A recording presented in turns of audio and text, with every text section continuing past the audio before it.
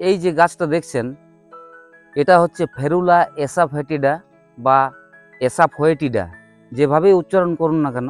আমরা যে রান্নার কাজে খাবারের স্বাদ বাড়ানোর জন্য হিং ব্যবহার করি, সেই হিং আসে এই গাছ থেকে।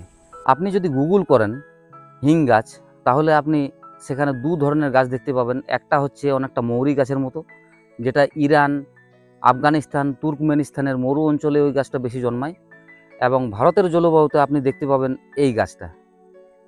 যদিও এই গাছটাও একটা রেয়ার গাছ, সব সময় সব নার্সারিতে আপনি পাবেন না, কিন্তু এই দুটো গাছকে নিয়ে কনফিউজড হওয়ার কোনো কারণ নেই। দুটো গাছ থেকে কিন্তু হিং পাওয়া যায়। এর পাতা অনেকটা খসখসে সেন্ট পেপারের মতো হয়, দেখতে অনেকটা গন্ধরাজ ফুলের গাছের মতো হয়।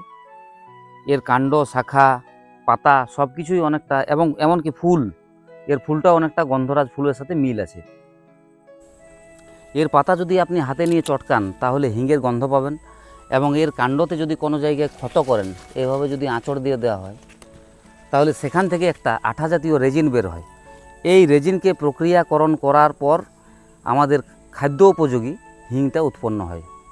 প্রক্রিয়াকরণ করার আগে হিঙের গন্ধ অনেকটা, মানে যেটা হিং, তার গন্ধ অনেকটা পচা পেঁয়াজ বা পচা রসুনের মতো হয়, মানে যেটাকে আপনি দুর্গন্ধ বলতে পারেন।